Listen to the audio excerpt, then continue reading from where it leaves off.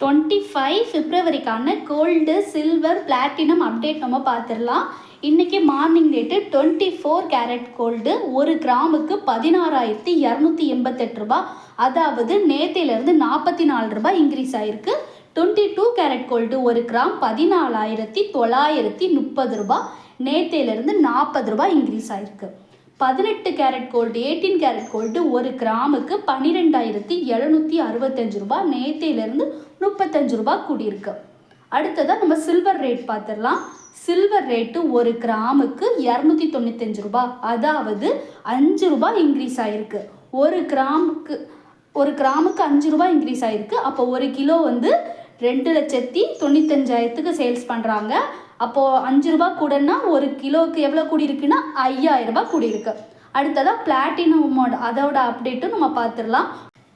1 gram platinum 6,519 ரூபா, 290 ரூபா கூடியிருக்கு. அப்போது 10 கிராம் பிளாட்டினமோட ரேட்டு 65,190 ரூபா, 2,900 ரூபாய் இன்க்ரீஸ் ஆகிருக்கு.